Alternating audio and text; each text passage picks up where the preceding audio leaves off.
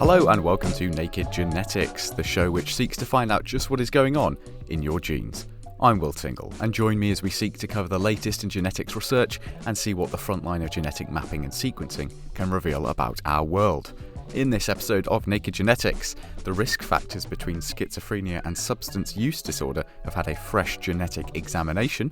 I put Illumina to the test and ask what difference does washing our hands really make, and the extraordinary way in which dung beetles use the night sky to orientate themselves. First up, let us delve into a new piece of genetics research and get our in-house genetics expert Shivani Shukla to give us her say on it. A new paper published in the journal Science has performed an investigation into schizophrenia, specifically the relationship and genetic risk factors behind this mental health condition and substance use disorders. Those with schizophrenia are, on average, much more likely to have substance use disorders, and so the relationship between schizophrenia and use of substances such as cannabis is a complex one. Indeed, in the paper's own words, the role of cannabis use as a risk factor for schizophrenia and first episode psychosis onset remains a classical chicken or egg problem in psychiatry. But that is something that this paper is attempting to unpick.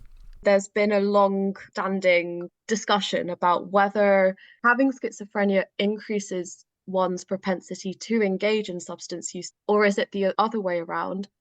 We know that cannabis use specifically really does increase the statistical risk that someone will develop schizophrenia. Last year, they had a huge study. There were 7 million health records taken out, and they found that 30% of men could have prevented developing schizophrenia had they not engaged in cannabis use. And so with such a complex thing to unpick then, what was the genetic study they carried out to try and look into this?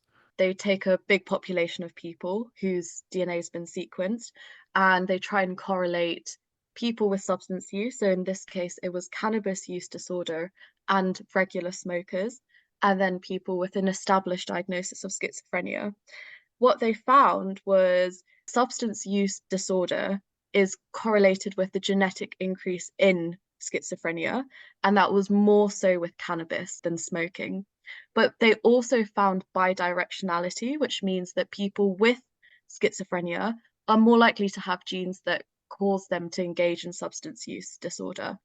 The paper does seem to conclude that the reason for such a strong interlinking of these two disorders isn't so much because one affects the other, but they exist as cross-trait loci, as genes that code for more than one thing. And unfortunately, in this instance, it seems to be a greater risk for schizophrenia does also code for a greater risk for substance use disorder. It's perhaps not so much chicken or egg as chicken and egg. Yeah, so for example, they found one of those genes were linked to an acetylcholine receptor. So acetylcholine is one of the many neurotransmitters found in the brain. And so it's not surprising that a lot of substance use disorders are linked with neural networks of positive reinforcement. You get a kick out of the result. You want to go back to it. And schizophrenia is a result of imbalance of neurotransmitters. So for one to be linked with the other is not wholly unsurprising. And actually, it was important to find this out through the study because there are established drugs which act on receptors like this used for other diseases. So potentially, we can look at using drugs like this to help people who have both kind of genetic predispositions. I've known people with not necessarily schizophrenia, but chronic physical and mental illnesses that use stuff like cannabis as a means of abating symptoms. Do you think the relief element of substances has to be factored in as to why so many people with schizophrenia may have substance use disorders? I definitely think so. I mean, it's a very classic association, for example, between depression and alcohol intake. Unfortunately, when people aren't supported with their mental health, it can lead to them, exactly how you said, using substances to help with symptoms. And schizophrenia is a very scary disease, and people may feel like they have to rely on another kind of crutch in that sense. And I think this study is super important because as cannabis becomes legalized in more and more countries, we might then see an increased rate of schizophrenia being diagnosed.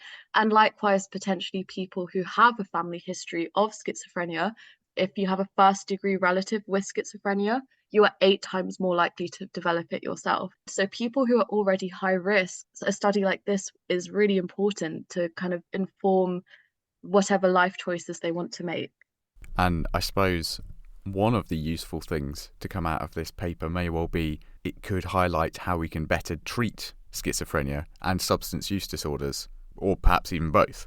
Yeah, absolutely. And I don't think there's any established medical guidelines of using, for example, acetylcholine receptor inhibitors for people with substance use. So by finding out which neurotransmitters are involved, we can kind of look at prevention rather than management. And in medicine, that always yields the optimal outcomes. We want to prevent people from developing or going down such a bad path, and ultimately it leads to better quality of life, longer lifespans, etc. Shivani Shukla, thank you very much indeed.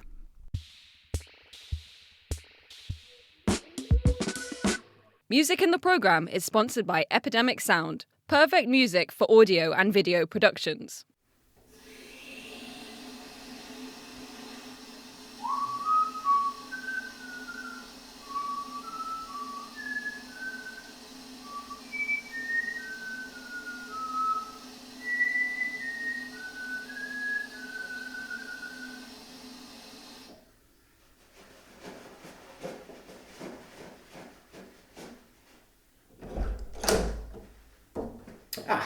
There you are. You're listening to Naked Genetics, the show in which we delve into genes and the geniuses that study them. Now, do you remember that global pandemic? The time the world changed and we all got locked down and really good at quizzes? That was a trip, wasn't it? Lots of stuff came out of that. More mask wearing, social distancing, but also a big drive to wash your hands more often and more thoroughly. And so that got me reminiscing and thinking, what does washing your hands actually do to the populations of bacteria on said hands? Well, fortunately, I have an entire genetic sequencing company at my disposal to find out. And so I'm headed over now to Illumina's offices to meet the people with the unenviable task of giving me my first ever manicure. My name's Marianne. I am the commercial training manager for Illumina and in charge of the customer solutions lab here in Cambridge. So basically we're going to have a look for some respiratory pathogens on there. Could be things like cold virus, flu, COVID. Hello, my name is Irene and I'm one of the interns at the customer solutions lab in Illumina. I'll just go over several terms and then I'll go between the fingers. That's the first round done, but obviously we need a comparison of the same clean hands. So, once we're finished up here, it's back in for round two. Not for you, but we kind of hope that you do have some pathogens on your hand just because it will have some really nice information about them if we get them, if we find them. I've never been more desperate for a boring episode in my entire life. There was nothing, sorry, goodbye. Yeah. Thank you very much to Marianne and Irena.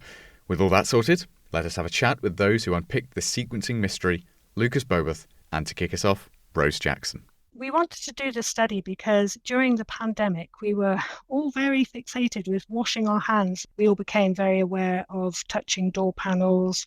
Even now, I go into town, I'm still careful where I put my hands and things like that because we're very aware that germs are transmitted through the physical things that we touch. So we thought it would be an interesting study to do to look at clean and dirty hands and see how they compare. We could determine the difference between the two and really justify the value of that hand washing. So then, Lucas, give it to me straight, Doc. In your case, we used the dirty versus clean hands. And for that, we used soap to clean your hands. Our soap works by reducing the surface tension on your hand, which then causes the bacteria to fall off. Now, what we found is that in the dirty hands, there was 4 times more data than in the clean hands. which suggests a richer microbiome. However, the soap is acting as a selective agent, and it's providing a selective advantage towards a specific group of bacteria. Now, the bacteria that we found in the clean hands, 5 out of the top 6, contained a structure called fimbriae. And what fimbriae are these structures that project out of microorganisms and allow them to attach to surfaces, but also attach to one another, forming biofilms. And what this means is that, considering we're using soap and water, these bacteria are better at attaching to surfaces, explaining why we saw a fourfold increase in these organisms compared to the whole microbiome. We did see a reduced abundance of these pathogenic bacteria when we're looking at the number of reads. So what this kind of tells us is that washing your hands does reduce the abundance of these respiratory pathogens. However, it does also reduce the microbiome diversity. We don't know what happens after you washed your hands. So did these respiratory pathogens then colonize the space that was now available? Or did another bacteria from the air or another surface then take its place? In terms of the populations that were on my hands, could you tell me anything about those? Was there anything particularly harming or surprising? So for the bacteria, it was a relatively general level, like the type of bacteria that were on your hands. We didn't see anything that interesting for the fungi or the viruses, just because the numbers were quite low. We only saw about 4 species for the fungi on your dirty hands, but for the bacteria, we saw about 20. 32% of them were pathogenic bacteria. Now, I say pathogenic because these bacteria are still found within the normal fauna of your hands, but they are associated with disease. I guess I assumed, given how many microorganisms there are on Earth, that it would be more than that. I suppose what we should say at this stage was we did want to do the armpit panel because we wanted to catch viruses and fungi, which if we'd just done the metagenomics, we wouldn't have been able to get that information. And we did want to be able to see if there was any COVID there, which you'll be glad to hear we didn't find. We did want to see if there was any flu present, because that often gets discussed as a respiratory virus that gets passed around. There was no flu that we found, you'll be glad to hear. And we also looked for other viruses and the fungi, as I say. We did see one virus that was just on the dirty hands, I think. We found some residual Epstein-Barr virus, which is a virus related to glandular fever, very common in the population, especially in young children and teenagers. And it stays with you once you've had an infection. It's in your body and resurfaces every so often. So no surprise that we found that virus, but obviously it's a respiratory infection virus, so it was in the panel we were screening for. But we didn't find any of the ones that have hit the headlines recently. So that was interesting to see, because we do still hear a lot of concern that, I mean, people are still getting COVID, so it obviously is still around, but it was good to see that it wasn't detected on your hands. And I guess a purely hypothetical question would be, would you have anticipated this to be different if I'd washed my hands in something like alcohol? I think the answer would be yes. Most bacteria and viruses are much more challenged by ethanol than just soap. I mean, soap's pretty good, but obviously, I don't know if you did the full 20 seconds and all the rest of it, because the amount of washing that does contribute as well. But yeah, ethanol would be better still. I suppose the take-home message, though, is one of, you found reassuringly a lack of COVID and a lack of flu, but you did find stuff that is still potentially a respiratory virus. But ostensibly, I am still fine, though. I know it's very easy to say this to people who are concerned about what might be on their hands, but these things do exist on your hand. They probably are on your hands now, but your immune system is still usually pretty up to the job. Yes, exactly. And it does say that, you know, those people who are immuno-challenged have much more concern for pathogens that are around normally, because they are more susceptible for anything they come into contact with to cause disease. But in a normal, healthy adult, that is very unlikely to cause disease. And of course, on your hands doesn't mean it's in your respiratory tract either. Obviously, things in your gastrointestinal tract could cause infection if you lick your fingers, but you'd have to breathe in near your fingers very substantially to be able to catch those respiratory germs from our fingers. But indeed, people did, because we do know, as we say, going back to COVID, washing surfaces and watching where we put our hands did help contain the virus as far as we understand. Another mystery solved, and once again a huge thank you to Illumina. Stick around to the end of the programme to hear what's in store for next month's edition. But to round off this month's Naked Genetics, it's time to explore another quirk of evolution. You join me at dusk on the plains of the African savannah. Another day of life, heat, eating, drinking. Another performance of the trophic ballet from the bottom to the top of the food chain. And all of that life, all of those natural processes will inevitably lead to a lot of waste. I don't know why this line keeps cropping up. It just turns out that most of ecology is stuff dying or pooing, such is the cosmic marvel of existence. But in this particular instance, a cosmic marvel is marvelling at the cosmos. Bear with me.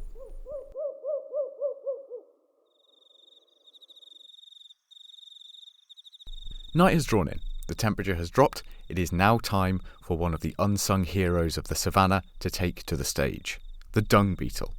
Now, I could wax lyrical for a while about how fantastic these creatures are. Not only do they remove a significant amount of waste from the area that they inhabit, but also reduce the number of gastrointestinal parasites and nuisance flies that would otherwise make their home in the dung. But we're not here to talk about the job that dung beetles do, we're here to talk about how they do it.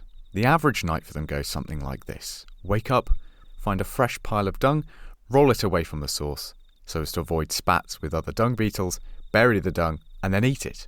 A good, honest day's work. But here's a question for you. When you have your delicious ball of dung ready, what's the simplest way of avoiding competition or ending up back where you started? Of course, you should go in a straight line, which is what dung beetles do. A very straight line. Almost too straight. To achieve such consistent straightness, they would need a reference point, an ever-present straight line with which to orientate themselves on their journey. And so, this is what led scientists to believe that the humble dung beetle is using the light of the Milky Way galaxy as its compass through the night. Now, using the night sky as a reference point is not common, but also not unheard of in the animal kingdom.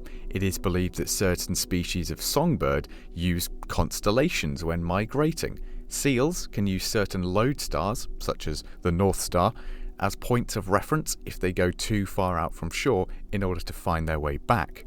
But dung beetles are seemingly the only organism using the Milky Way itself. But how to test this theory? Well, obviously, you ship off some dung beetles to a planetarium in Johannesburg and fiddle about with the lights. By turning on and off certain celestial features, stars and what have you, it was clear that the dung beetles were very happy when the Milky Way was on display, but became confused when only the brightest stars in the sky were illuminated. So clearly the Milky Way plays a pivotal part in dung beetle orientation. But what specific part are these beetles using? James Foster and his team at Lund University in Sweden had a theory. The beetles, bless them, don't really have complex enough brains or eyes to spot and recognise individual stars or constellations in the Milky Way galaxy. So instead, was it the changing brightness gradient from the centre of the galaxy moving outwards? Can they see where they are in relation to this white line above them and maintain course keeping the line in the same place? Well, when dung beetles were duped into looking at artificial galaxies, they couldn't recognise stars within the Milky Way, but were very happy to use a simulacrum of the entire galactic mass. So there you have it. If you ever look out at the night sky and wonder if we're the only creature that does so, rest assured, there's a dung beetle heading out for the night shift doing the very same.